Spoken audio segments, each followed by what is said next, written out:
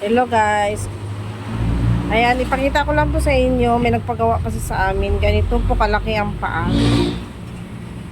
Ayan, baka po may magpasadya po na hindi rin pantay ang kanyang paa. Ayan guys, punta lang po kayo dito sa sa barangay San Dionisio, Parañaque. Or lang po, message lang po kayo sa FB page. Same name lang po. Ang YouTube at saka FB page namin. Ayan o. Ayan, shout out po sa nagpagawa nito from Cavite. Ayan guys, hindi po talaga pantay, nakakalula tong paa niya. Pero sorry po sir ha. Sorry po. Hindi ko alam kung diabetic ba yung paa niya or natapilok. Natapilok sa pagbabasketball. Kasi yung isa naming customer dati, nagpagawa. Sabi niya, normal naman yung paa niya dati. Nag-start lang na natapilok siya sa basketball. Ayan, syempre hindi natin yung natin, di ba? Kasi pag disgrasya talaga, di talaga kayo asa. Ayan, baka baka gusto niyo magpagawa. Ayan, punta lang po kayo dito sa Amanitio Repair. Ayan guys, matibay po ito. Matibay po ito kasi pure balat at saka tahi na guys. Tingnan mo yung ilalim, gulong po ng eroplano yan. Ayan, di ba? Gulong ng eroplano. Yun nga lang guys, medyo may kamahalan. Siyempre oversize yung paa nyo eh. Ang singil kasi namin nito, 2.5. Kasi sobrang mahal lang kayo ng balat.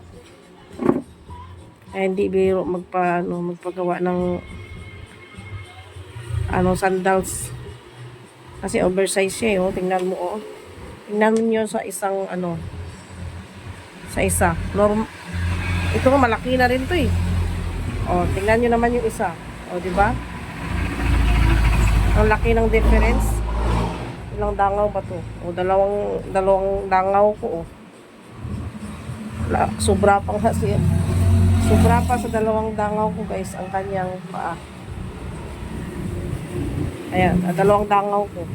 Ito naman 1.5. Ay, 1 in 1 din siya. Lagpas din. 1 in 1/4. Ayan guys. Ayan, sa gustong lang po magpagawa. Ayan, message lang po kayo sa FB page or punta po kayo dito sa aming shop. San Dionisio, Parañaque guys. Nyo lang po yung tapat ng eskwela or i-waste nyo siya sa La Huerta, Palengke. Ayan, malapit lang po kami sa La Huerta, Palengke. Hanapin nyo lang dito ang Amanitio Repair. Yun nga lang din nyo gaano makita kasi nga maliit ang aming pwesto. Kaya yung wini-waste kong school, Eskwela de San Dionisio. School po yan ng co-op. Ayan, ipakita ko sa inyo po ang building. Ayan guys, oh, Eskwela de San Dionisio. Ayan po ang tapat namin. Ayan, so gustong pumunta.